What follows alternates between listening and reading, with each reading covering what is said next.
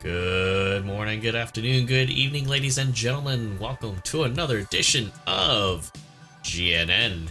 Today is Thursday, June 22nd, 2023. And as always, with a new banner night, we have a new suit. But before we get into the details of our brand new mobile suit, let's go over a lengthy amount of news. Alright, ladies and gentlemen, with this banner night, we do update the client for the PS4, PS5 console now to version 169, and as notified through the developer blog that we got earlier in the week, we got some unit changes coming around as well. The Gundam now has a sensor pod, which helps restores radar interference effects from enemy mobile suits that have been received, and disables the radar interference for a certain amount of time, and other effects like stealth and fake beacon. The compliant's got a discharge mode now while it's in flight mode. It's able to do normal and focus fire, so it's pretty cool stuff. Also on top of that, the modified Rick DJ has a special Rick DS custom clay bazooka. Almost fibbed on that one there, with greater power, range, and stagger accumulation value. So, having tested this firsthand myself, all I can tell you is any fight units, they're not going to like this very much as a raid. Before we get into the adjustment parameters and our main event, it looks like they have added a battle-related indicator showing you, although we do have the Japanese captions here, showing ally information if somebody is disarming or planting bombs. So to help with the flow of combat in that regard. Our main event is, as shown and notified through the blog, is the Gundam Mk-IV. It's a 3-star general at 600. We'll get to those details shortly because we have a limited supply drop notice for the Sisquid and Desbata units, also bringing the cost range to 600 as well.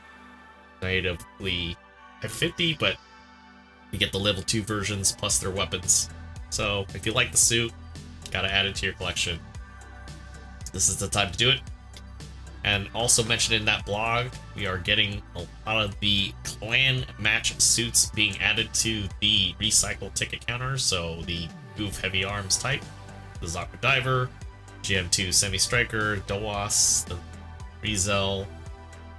Actually, the Rizel wasn't the clan one, sorry, so I take that back. But we also have the Gabaldi Alpha, high mobility type, and the dual antenna version of the Zaku Desert, which is a support. I can vouch for that. Changes to the DP exchange counter is as follows. We get the full armor Gundam Mk-II, level 1, level 2 being added, and the DJSER level 3 being added.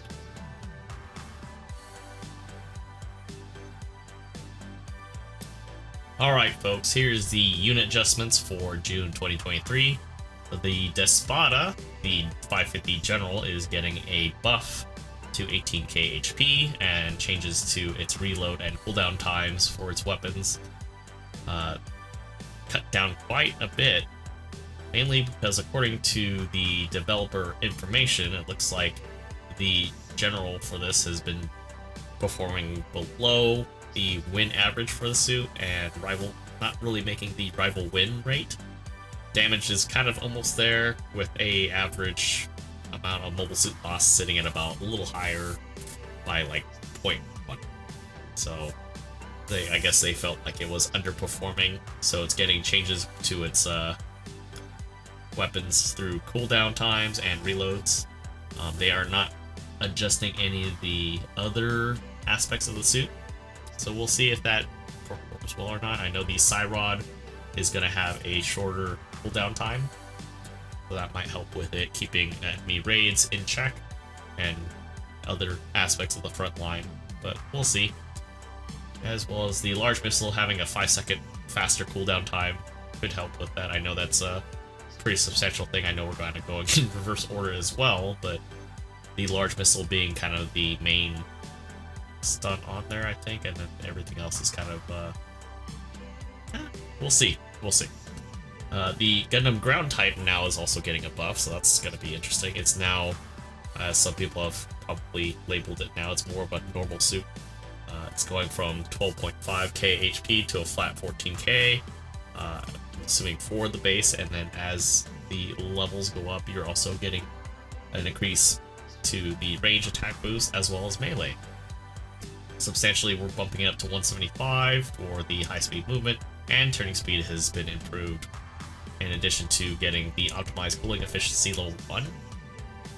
Everything else is being upgraded as far as the damage output, so even the lovely 500 cost version with all the little bells and whistles of the gacha parts, yeah, it's gonna be crazy, so I can't wait to take this out. Mainly because I want to see how far I can go with this before it gets adjusted again. In addition to that, the White Dingo version of the standard GM, not to be confused with the Sniper 2, is getting a buff. The melee boost is getting increased with addition to the other variants of that. Walking speed is now 125, thrusters is now 60, rotation or the turning speed is now 60. It's getting leg shock absorber 3s, quick boost level 3, and level 1 mid-range support slots is bumping up to 10 from 6. And then the the early prototype beam rifle is now having a 5-second faster cooldown on its overheat. So, as far as other weapons go, I'm not sure how that's going to perform. I know some people will probably run bazookas like I did, and I will probably still do. Maybe the beam rifle might be viable.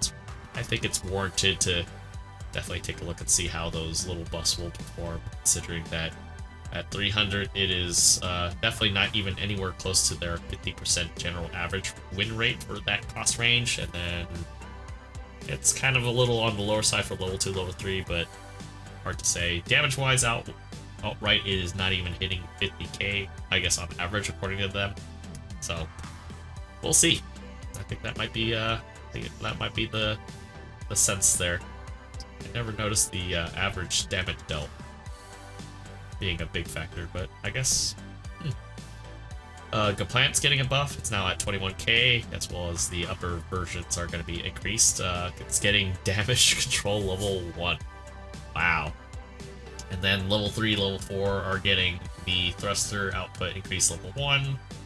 Both of them are getting back buffer level 3s and flight control level 3 as well. So it's going to be interesting. Apparently, yeah, according to them, it's, as you obviously get at 600 and above, it's not performing up to snuff. Rival win rates kind of showing in that same regard as well. Yeah, it's not surprising, but it's surprising at the same time, so we'll see how that performs for a month. Which seems to be the name of the game. Rick DS2 is also in that category, getting a buff. Kind of underperforming at 700. It's kind of not surprising considering the ecosystem of unicorns, phoenixes, and steins floating about. And the thing you have to remember too is the Rick DS2 has limited weapons, so the 2-barreled Mega Beam Gun prototype to the Double Zeta basically is getting a stagger accumulation value increase. I think it needed an increase, but it's getting one. You're also getting leg buffer level 2s at level 1, and then both at, I think, level 2 you're getting melee boost as well as leg buffer level 2, and then for level 3, which is the 700 cost, it's getting level 3 leg buffers, thruster output increase, which is always nice. So that's going to be, I think it's 220, 225, maybe 230 now. You're also getting reaction booster program and backbinder special cushioning to level 3. That'll be cool. Of course, the favorite part of this whole buff deal is the modified Rick DJ is coming out of retirement for me. Because it's getting an HP buff. Its base unit's going to be at 22k. Upper level versions are going to be enhanced, as well as it's now getting a EX boost of level 2 now. And it's getting a third swing for both its melee weapons. Didn't need it, but it's getting it now. Thank you, infinite boost combos. This is going to be crazy. Range attack boost for level 2 is being buffed to 30 from 24, and the melee boost being increased by 5 to a total of 58 base. The switch time for the double beam sabers has been shortened, and I can attest to that trying it out in the field, not practice. The clay bazooka shrapnel has now been replaced by the Rick DS custom clay bazooka shrapnel, and basically to scroll down to the next category there, or the next column, it is now increased from 80 base to 150. The range power, or range effective range, excuse me, is now at 300 meters. The spread is pretty nasty because it holds a wide range and it shoots out a lot of pellets. And boy, flight units are not going to have a lot of fun because the stagger accumulation value has increased on that. I'm pretty sure they'll probably adjust it again later in July. I would not be surprised, but this is going to be your anti-flight suit of any sort. I'm very curious to see how this handles a Atlas in that annoying fashion, but I'm pretty sure it'll do fine. But basically, in short, this is also underperforming, so they made those changes. Hammurabi's also getting a buff. It's now at 20k for base. The flight control program is now at level 3, and it's getting maneuver armor level 3. Wow. Level 2, level 3 are getting buffs as well. Level 2 is now getting thruster output increase and maneuver armor 3. And the level 3 version is getting a range attack and melee boost, and all these subsequent skills. The only difference being the level 3 is getting the thruster output increase to level 2, so you're getting the 10 to high speed movement, as well as the assault booster being at level 2 now. And the Sea Serpent for level 2 and above is getting buffed up from 2750 and up. So it's going to be interesting. Of course, the Gunner Gundam's buffs as falls on top of the sensor pod that it gets. The attack boost range is now at 50. Heat rate is now reduced down by an extra 10%. Not sure how that's going to play out considering it's limited weapons. Overheat is now shortened down by 5 seconds as well, and the level 2 power while focusing is increased, as well as the unassuming treatment. So we'll see. It's averaging about 52k right now, but most supports from 400 to 500 are averaging anywhere from 56 to 64k, which is what that suit is not doing. But it's not really losing a lot of mobile suits either, so I guess maybe because it's sitting all the way at the back for a lot of folks that are trying to use it. I don't know, hard to say. But we'll see if those work out. Apparently, speaking of the other suit, as we were talking about the White Dingo, the GM Sniper 2 is now getting a buff. Range attack boost is now at 43 with precision shelling level 1. Oh boy. And the rifle itself is getting buffed, so it's getting increased attack power of 1700 with a shorter reload time now at 12 seconds and a stagger accumulation value increase. So we'll say basically it's a hard stagger now to be safe. So yeah, I guess I'll be busy.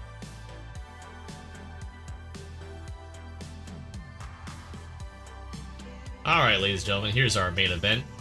We have the lovely Gundam Mk-IV. So level 1, obviously. 600 cost, general, that's usable in ground and space. Developed by the Titans at the Augusta Research Institute in response to the Karaba Surface Offensive, reading the verbatim here. And it uses the data obtained on the Gundam Mk-III through Anaheim Electronics.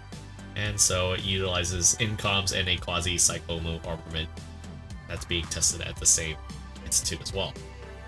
It also has a special head sensor unit, secondary armament, that allows a radar function for the enemy mobile suit in range for a certain amount of time. Basically disables information. It's kind of weird I'm skipping this. And it also has fake beacon and stealth due to the special infiltration device that it has as a skill. So it's pretty cool. If you're doing 10 pulls, the Anaheim 01 or Anaheim first normal suit is back on the list there, so if you need the normal suit or if you like to have it, that's what you're getting for those 10 pulls, so pretty neat. With that said, well, let's get into the stats of the new suit.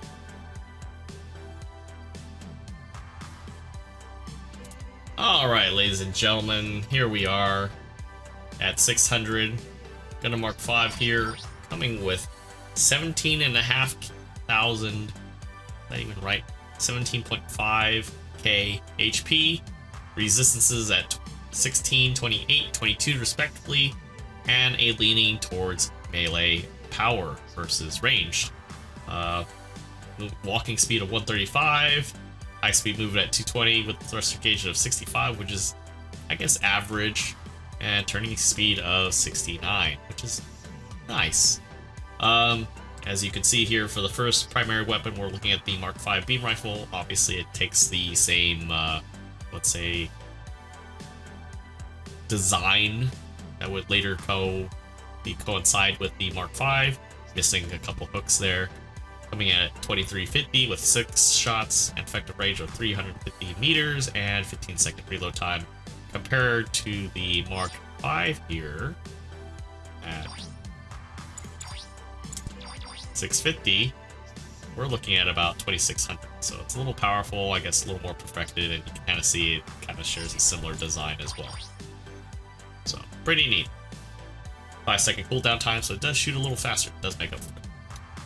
Its primary beam saber, which is a hyper beam saber, it's a base power of 2750 with a 2.5 second cooldown time. Because this thing only has 2 swings, I would say it's very similar to a Fetty swing in a sense, but it does bring both hands down for the chops. So I guess maybe a mixture of that and the double Zeta. Actually, yeah, double Zeta. So it's a downward forward chop, so it's not even off to the side, so you can't cleave and catch other people with it, technically speaking.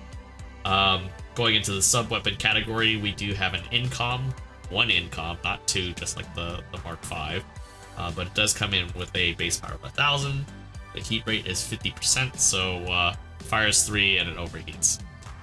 An effective range of 300, 2-second cooldown time, and 15-second overheat, which is very weird. I'm not 100% sure why this is the way it is. I'm hoping somebody can explain it to me, but whatever. I guess that's basically what it is. If anything, your beam cannon is probably going to be your primary range poke. It doesn't have the same, well, actually, no, it has the same range as the beam rifle, but 2000 power base damage, heat rate of 65%, effective range as this 350, just like the beam rifle, like I mentioned, 2.5 second cooldown time, 17-second overheat, and 2 seconds to focus. So this can fire fairly quickly, doesn't suppress or stagger. When you do fire in a focus mode, you can charge this on the move, but it will stop to fire. It'll commit stance, and it'll fire twice. So pretty interesting. It can chonk pretty well if you can land those shots. I think if you land both shots, actually, because you are able to adjust the direction slightly after the first shot goes off. You also get a special head sensor unit. I still can't get over the side pods there, and you can kind of see the Gundam Mk-V aesthetics there as well. This briefly disrupts radar for enemies in limited area and blocks allied info sharing, so it actually can jam the support to a certain extent. Very unclear on how long that lasts, but it'll cut out ODL for a hot minute. And then on top of that, to bring the icing on the cake, we're looking at 10k HP on the shield, which is nuts because the Mk-V has 15k.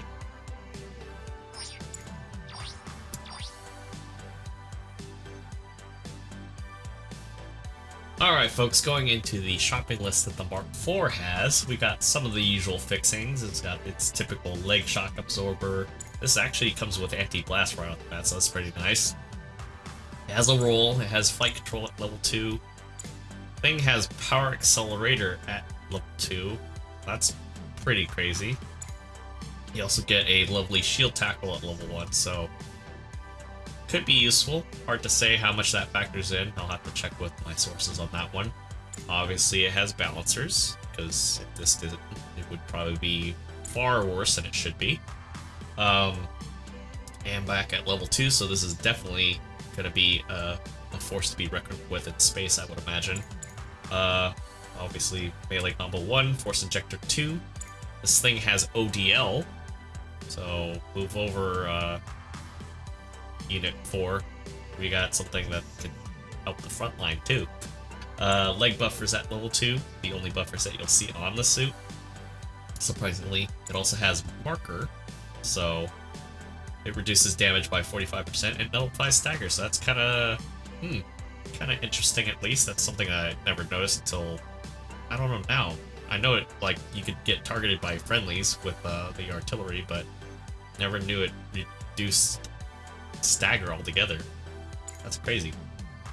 You also get enemy, stealth, sorry, and then fake beacon, and then the infiltration device that we mentioned earlier.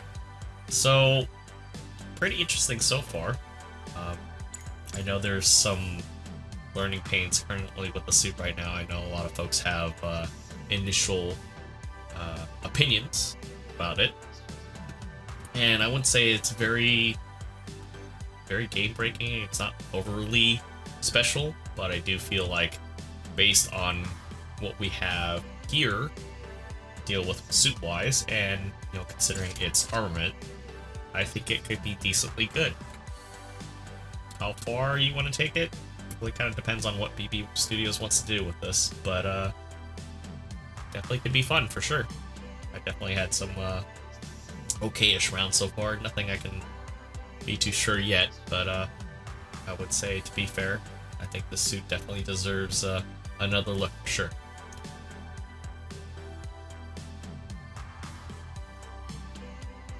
With that said, that concludes tonight's banner news, tonight's edition of GNN. If you guys found the information informative, useful, entertaining, any sort of ways, definitely do not hesitate to hit that like and subscribe button. Definitely helps out the algorithm and supports the channel in more ways than one. So until next time, guys, I'll see you all later.